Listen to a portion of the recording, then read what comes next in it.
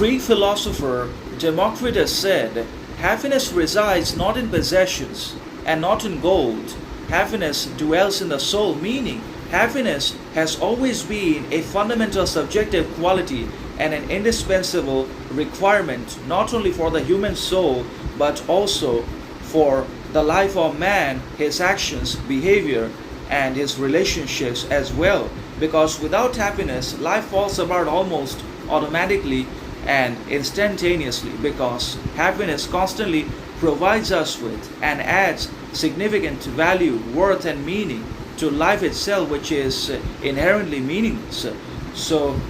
life is fundamentally meaningless, worthless, and blind, and also bottomless. In the midst of all this, we have to be able to constantly commit ourselves to acting and to action, which is capable of at least providing us with a measure of genuine happiness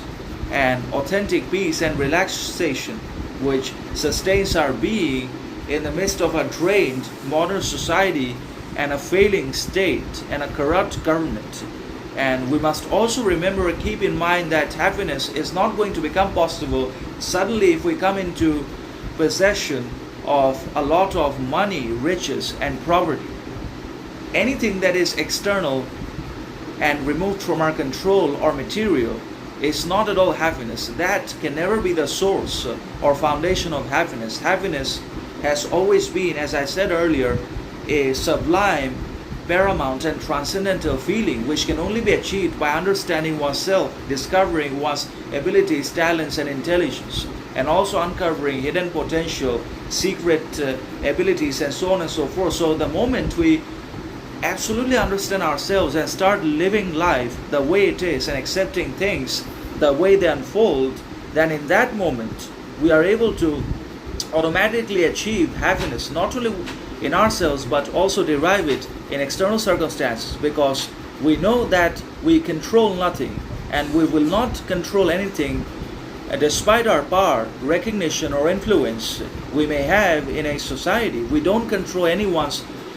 thought process, mindset, or their actions for that matter. And in that sense, all the power that we have in the world is over our individual selves,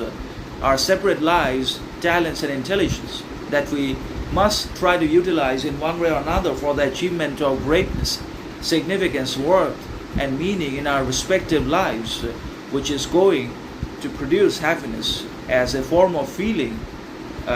that will be content and peaceful and not affected by unnecessary sorrow.